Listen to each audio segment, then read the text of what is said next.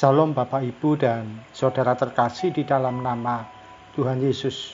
Dimanapun Anda berada dan dimanapun Anda bisa mendengar rekaman ini, kita bertemu dalam program Saat Teduh 5 Menit untuk edisi hari ini. Sebagai dasar kebenaran firman Tuhan, saya bacakan dari Matius 26 ayat 42. Demikianlah firman Tuhan.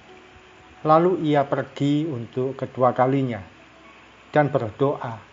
Katanya, "Ya Bapakku, jikalau cawan ini tidak mungkin lalu, kecuali apabila aku meminumnya, jadilah kehendak-Mu." Sahabat Kristus, ketika Tuhan Yesus berdoa pada Bapanya, Dia memohon dengan sepenuh hati. Kalau boleh, Dia tidak perlu meminum cawan penderitaan.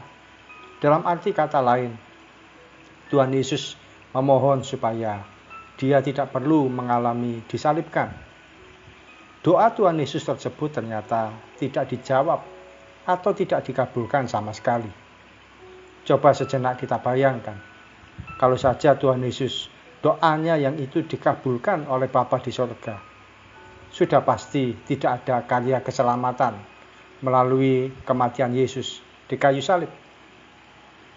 Betapa banyak hari-hari ini kita sering mengeluh pada Tuhan. Mengapa saya sudah berdoa sekian waktu, tapi tidak ada jawaban sama sekali? Kenapa Tuhan kok tidak mau menyediakan yang saya minta? Buat apa saya harus berdoa lagi kalau tidak satu pun disediakan oleh Tuhan? Bisa jadi kalimat-kalimat tersebut menjadi keluhan kita selama ini. Dari hati yang paling dalam, kita kecewa pada Tuhan. Kita pun protes dan komplain pada Tuhan, bahkan marah kepada Dia.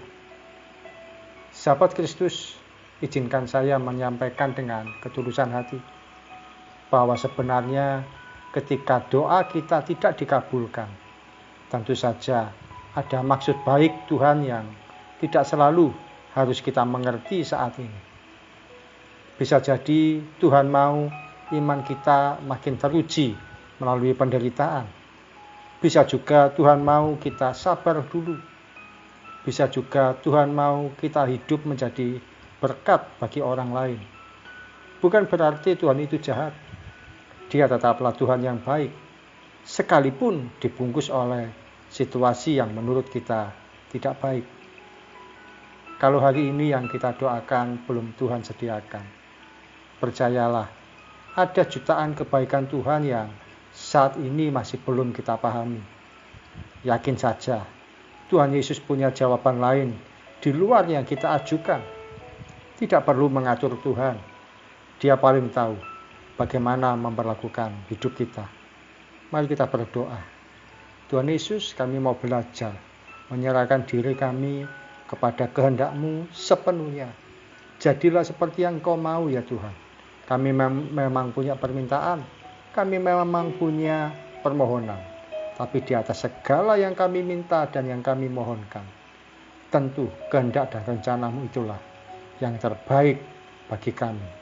Dan ajari kami untuk mau menerima dengan ketulusan hati, dengan segala kerendahan hati.